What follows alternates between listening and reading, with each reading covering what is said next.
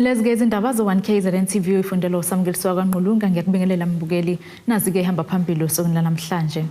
Osonhlalakahle bakhale ngamathuba omsebenzi kundunankulu Ucele uthi amaphoyisa awahlehlise izigebengu kanti umhlaziyi uncoma-ke usomqulu wezethembiso owethulwe i-IFP.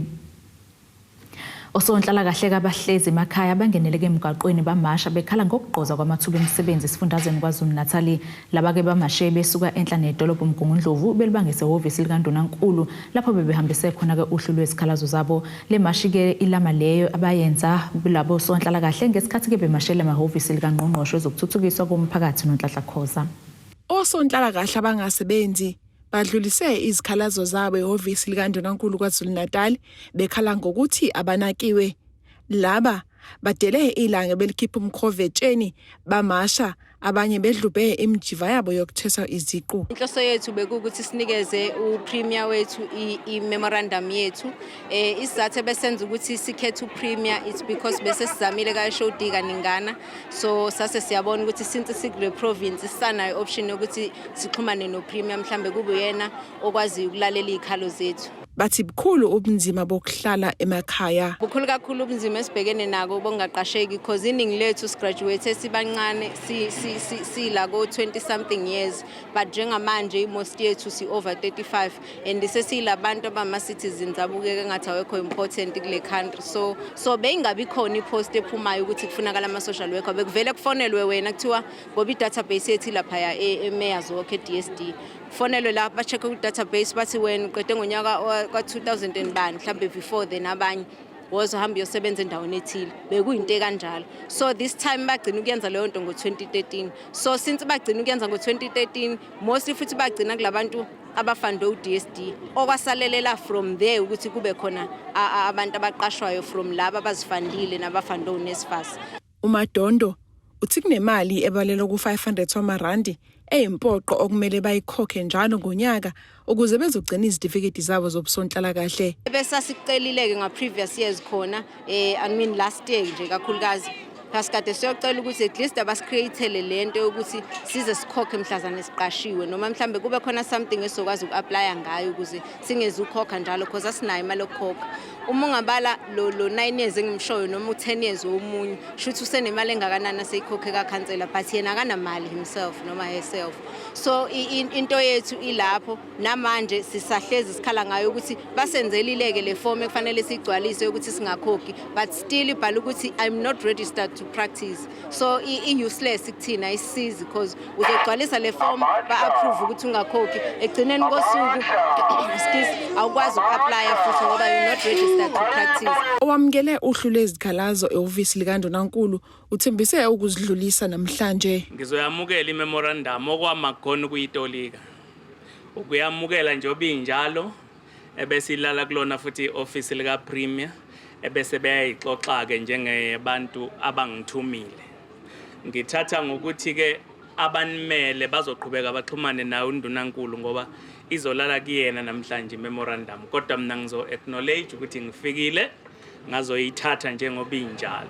Ezindabeni zo-1KZN TV ku-Ayanda Dube Mgungundlovu. Ungqongqoshe amaphoyisa kuleli ubheka icelo uncoma-ke uphiko lwamaphoyisa i-political team olulwisana-ke nokubulawa kosopolitiki esifundazweni KwaZulu-Natal kusukela-ke yafaka ngo-2018 ekhuluma kwisithangami nabezindaba Ucele uthi amaphoyisa kumele-ke ahlehlise izigebengu uma zinenkani. Njengoba kubhekwe okhethweni lukazwelonke ngenyanga kaNhlaba amaphaphu aphezulu njengoba lesifundazwe KwaZulu-Natal sibhekene nesihlava sokubulawa kosopolitiki. Kanti ungqongqoshe amaphoyisa kuleli ubheka icele uthi uphiko lwe-political team ludinga ukushayelwa izandla ngeselikwenzile kulesifundazwe ukubamba izigebengu. Kodwa njengoba usho ukuthi kufa abantu la kule province asiqali asizoqala manje. Ngiyathemba ukuthi uyakhumbula ukuthi sine political team yalabo bantu ababulawa ngenxa yepolitiki amakhansela nakho konke. Mhlawumbe asinike kakhulu impumelelo yaleyo team. Leyo team isibopha abantu abawu338 la kule province lokuyafakwa ngo2018 July yakhiwa upresident. 338 abawu 18 balabo bantu benza iminyaka odilika jail life about 18 about 36 yalabo bantu benze iminyaka ekusuka ku20 kuya 73 about 38 yalabo bantu benze iminyaka kusuka owodwa kuya ku20 nabanye ke ababoshiwe kuyaqhutshekwa ukuthi kwenziwe kuboshwe abantu kulezo sigaba sokubulawa kwezepolitiki. Ucele uphinde wachoma uphaphele gwalagwala amaphoyisa ngokusebenza ngokuzikhandla endaweni yaseManguzi kwamhlaba uyalingana ukulwisana nokwebiwa kwezimoto ziweliswe umngcele waseMozambique. Besinengxaki emhlaba yalingana ngingaphinde emhlaba yalingana manje ngifuna ukubakhulumela abantu bakhona banitshela ukuthi khamba kahle kanjani.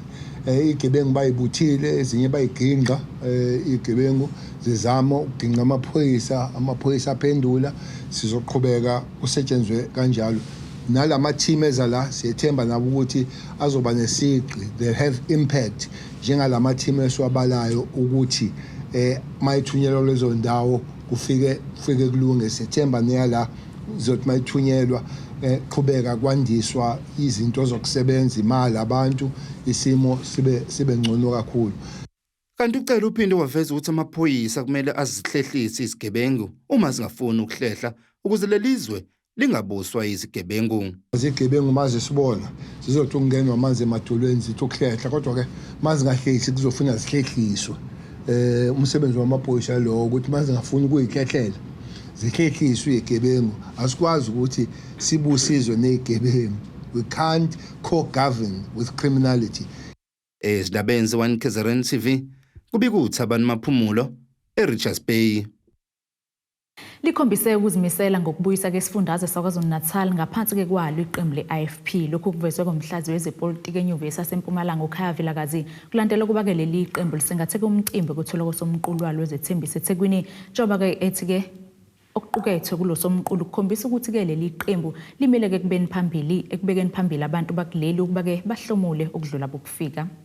Njengoba iqembu le-IFP lisingathe umcimbi wethula usomqulu walo wezethembiso osukwini lwayizolo, umhlazi wezepolitiki uthi ke okubonakala kulo mcimbi kukhombise ngokusobala ukuthi ke leli qembu lizimisele ukubuyisa isifundazwe iKwaZulu-Natal.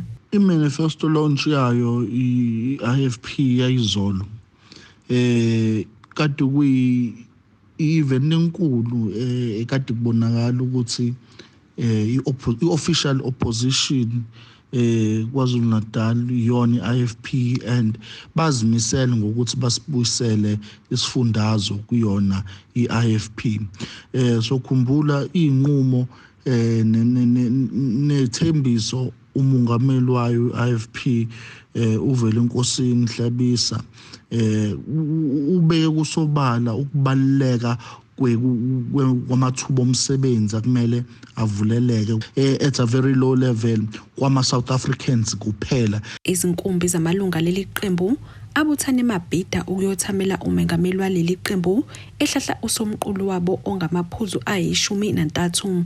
Amaphuzu ke ahlanganisa ukuthi bazobhekana kanjani nodaba lokwantula imisebenzi, ezempilo, ezokuphepha, inkinga kagesi kanye ke nokulawula udaba lokwanda kwabokufika kuleli kanye nokunye. We will roll out an unemployment graduate grant of 3,000 rand to a fixed period to assist all the unemployed graduates. Companies must employ a minimum of 80% of the people of South Africa compared to the foreign nationals. Any foreign national who is treated in a South African hospital, we will invoice the country of origin of that foreign national. We will not deprive a foreign national to get medical help, but we will make the country of origin responsible for its citizen. Leli qembu ngesikhathi lilungiselela lo mcimbi lakubeka kwacaca ukuthi ke lihlonipha amagalelo omsunguli walo. Indodana kaShenge ikhuthaza umphakathi ngokunika ithuba alaleleke osomqulu bezithembiso zebakhethe kahle ngosuku lokhetho. Ama manifesto ayasiza ukuba sikhethe ukuthi yiliphi iqembu elizosifezela injongo zethu. Futhi manifesto iyasiza ngoba siyakwazi thina esibavotele laba baholi kusukela ku manifesto ukuthi sibajaje ngaleyo manifesto abayibekile. We are able to hold them accountable. Abebengxenya lo mcimbi baphawule kanje. First namhlanje ngijabulise kakhulu ngoba ngibone kuzobhekelelwa kakhulu ama graduates. Laba bantu laba bangawutholile umsebenzi ngizokuthiwa bazonika isibonelelo sa 3000 ngenyanga. Lokho kungihlaba umxhweleke ngoba sibaningi sama graduates hlele emakhaya. Yebo. Yilelo point nje engilithandisisile kodwa wonke ngiwathandile ngoba nalabo bokufika kuthiwa bangena kumsebenzi mhlambe befika illegal la South Africa. Kuthiwe bazozama ukuthi kugenywe bese kufakwa bona abantu base South Africa emsebenzini yabo. Angisho ngoba nakho ungiyinkatha yini ungangizwa kabi. Ngiyakholelwa kumongameli ngendlela engibuka izinto zenzeka ngayo. Nginethemba futhi ukuthi zonke lezi zinto esifunayo njengokuthi sibaningi siqedile ezikoleni sihlele emakhaya. Kodwa ngiyathemba ukuthi umongameli uzosenzela iplan. Okuningi kwakho sinethemba lokuthi kuzokwenzeka. Njengentuthuko enye siyayibona emakhaya, akhona amabatatikana asilethela amanzi kancane kancane, imigwaqo iyalungiswa, amathoilet asekhona. Siyathemba nje ukuthi konke kade kusho kuzofezeka namathuba emisebenzi azofezeka. Indaba zenziwa KZN TV kube kuntombi khona mbubu ngisithekweni. Asike siyitolo sibuya siqhubeke nazo indaba zethu.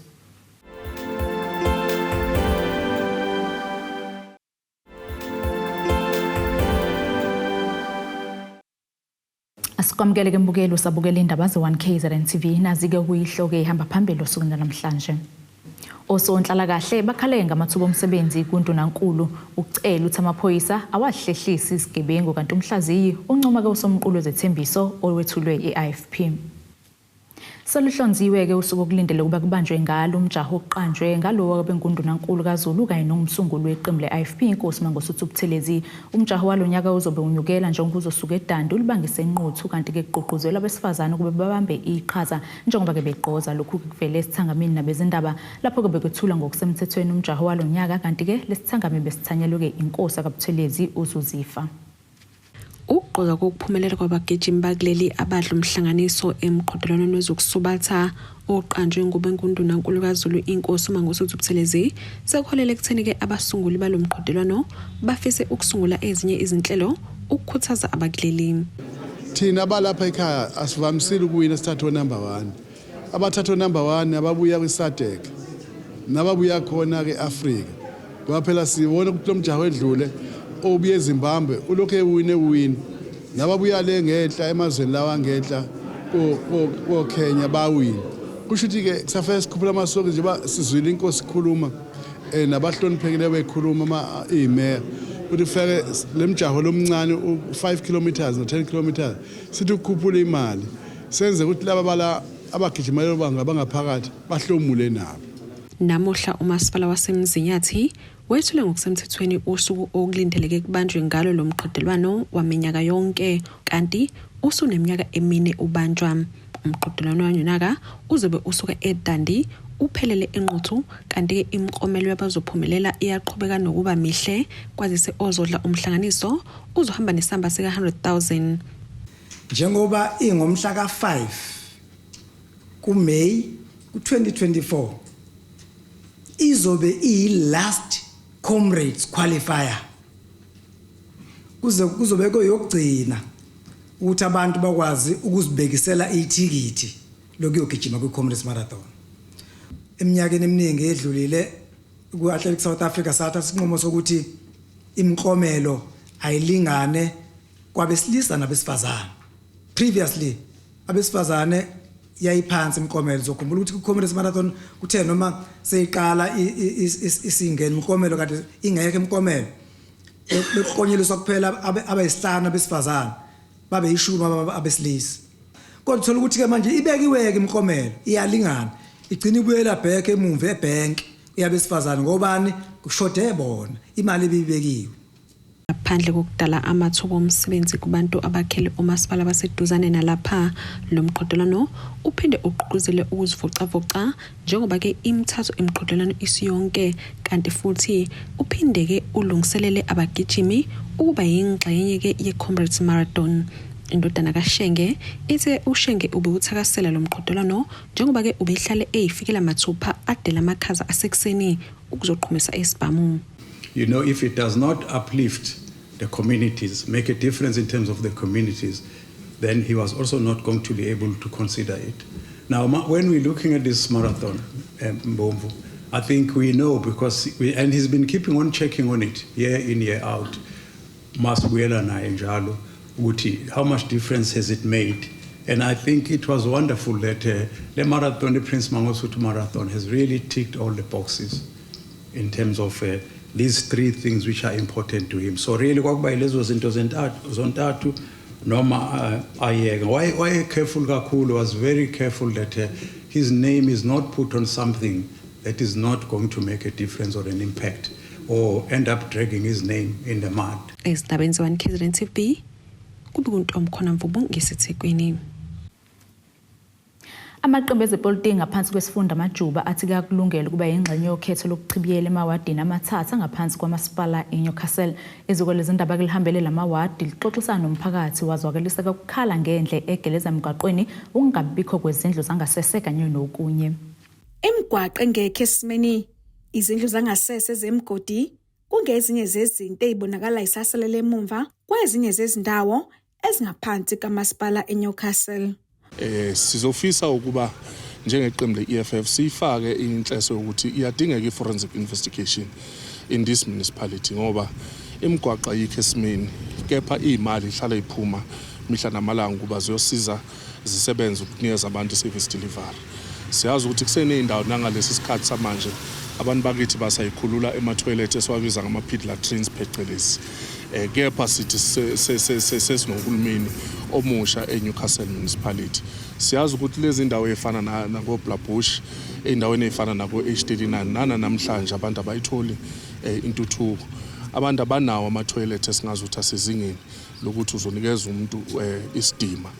Wonke lamawadi bengawe ANC kanti asala Dengwane emva kokusulwa kwamakhansela awo ebeka izizathu ezahlukene. Eward 12 sifolose ngoSimanga wakakunene naye osewumuntu osemusha futhi osebenzele kakhulu umphakathi esebenza namakhansela amaningi adlule kade ekhona.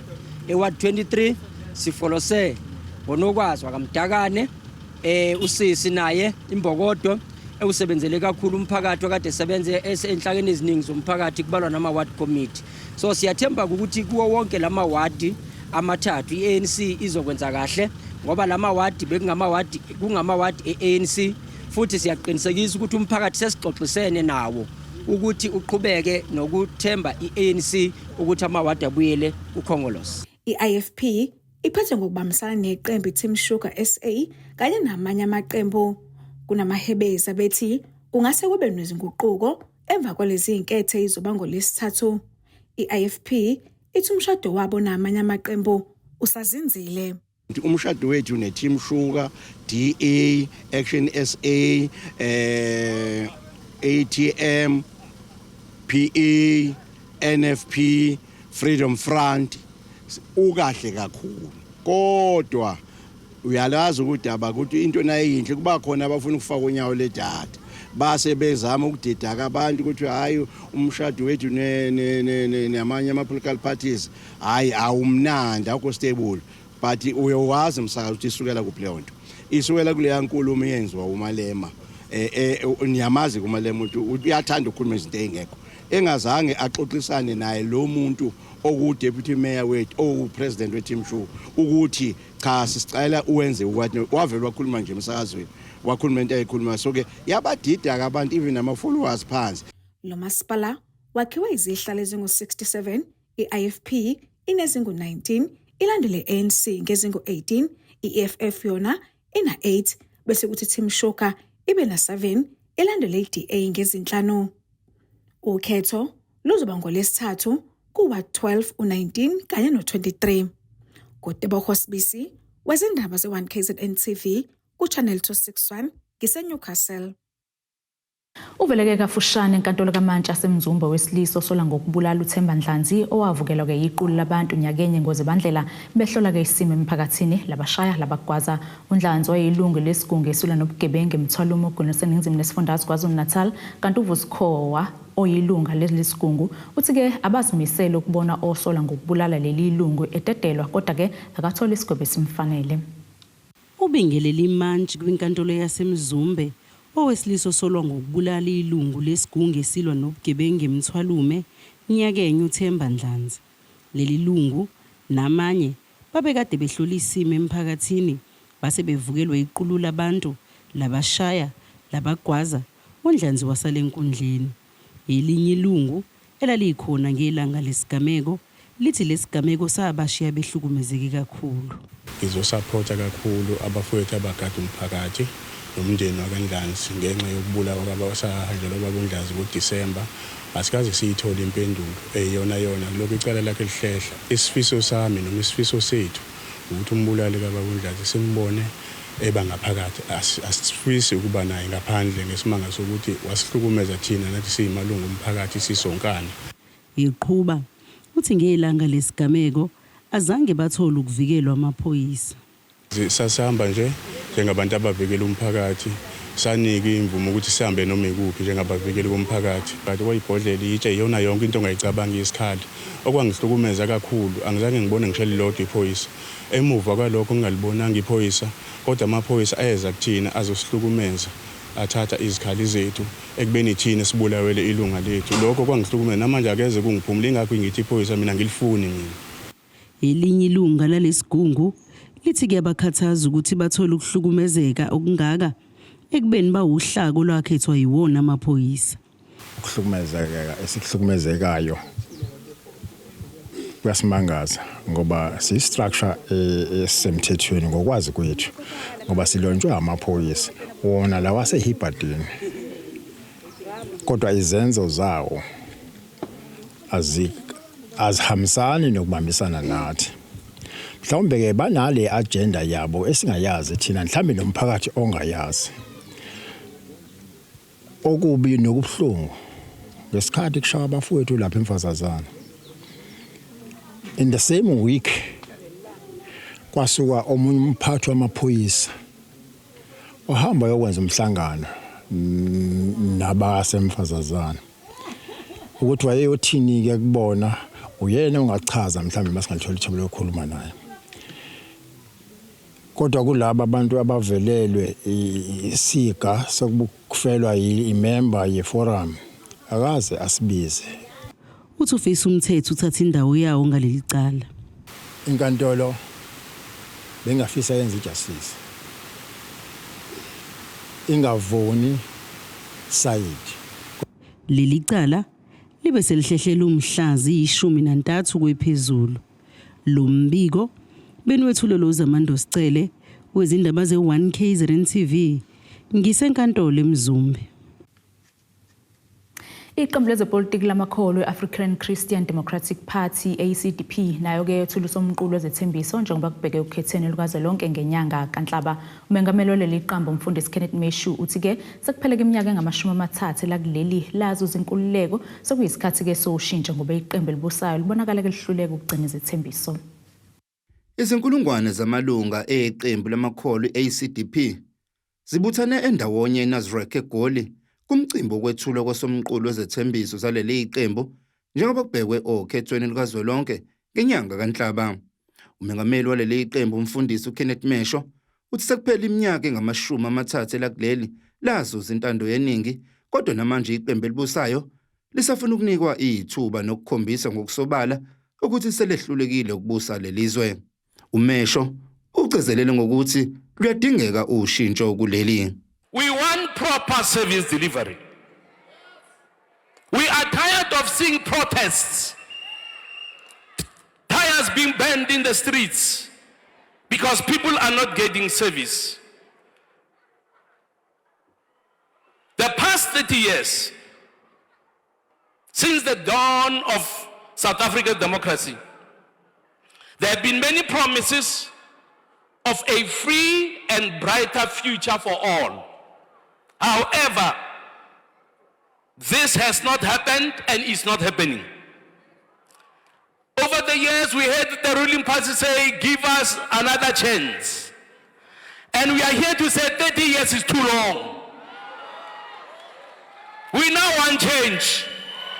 Eqhubeka nenkulumo yakhe umfundisi uMesho Ucele kuleli libhekane nezinkinga ngaphansi obuholi bukaMnumzana uJacob Zuma kodwa nangaphansi komengameli uCyril Ramaphosa kubuye kwedlulele kakhulu njengoba izinkampani zikahulumeni sidonsa kanzima ukuhlanganisa no-Eskom njengoba lokhu kuqhubeka njalo ukucinywa kwagesi kuleli.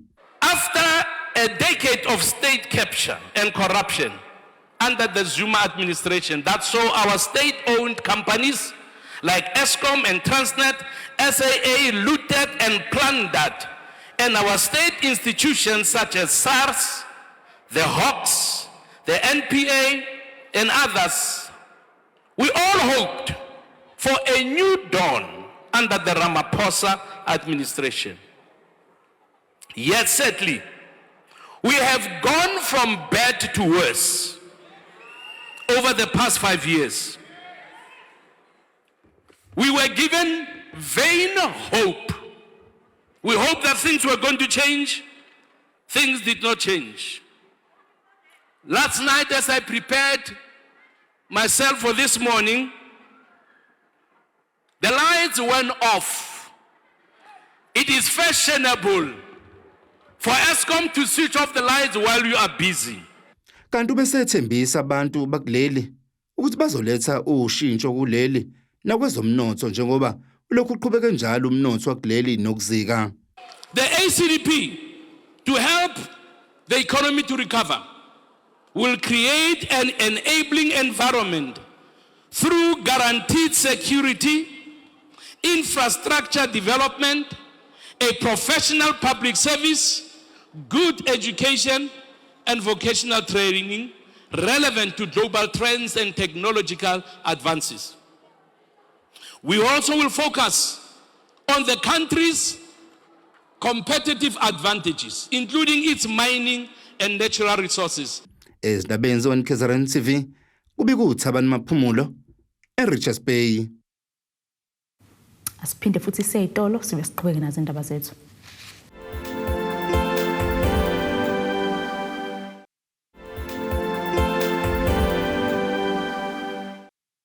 Asiphinde ke sikwamukele mbukeli usabukele zona indaba zo1 KZN TV nazi kobe kuyihlokana bekuyizona besifolosa ngazo namhlanje. Osonhlalakahle Bakhale Ngamathuba Omsebenzi kundunankulu Ucele Uthi Amaphoyisa awahlehlise Izigebengu kanti umhlaziyi uncoma ke usomqulu wezethembiso owethulwe eIFP. Ake sibheke ke engosini yezomnotho.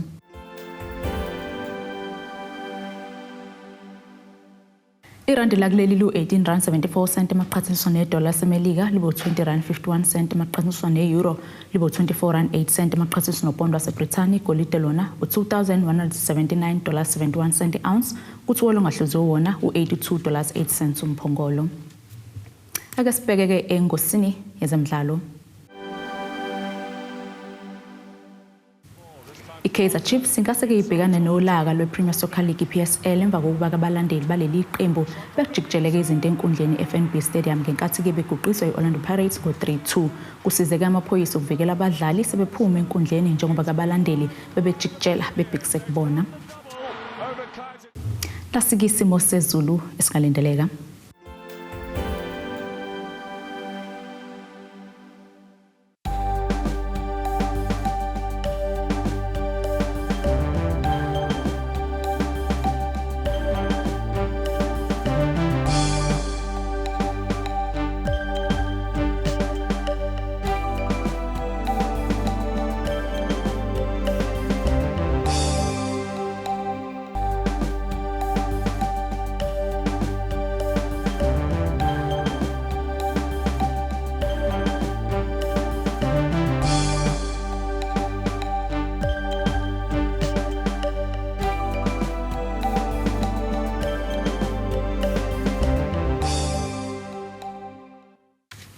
Bukeleke ziyagoqa besikuphathele zona usukwini namhlanje mina nawe sihlangana kusasa futhi nge isikhathi esifanayo nisale kahle. Abethuli bethu bezindaba baxhaswe iThuli's Bayview Bridal.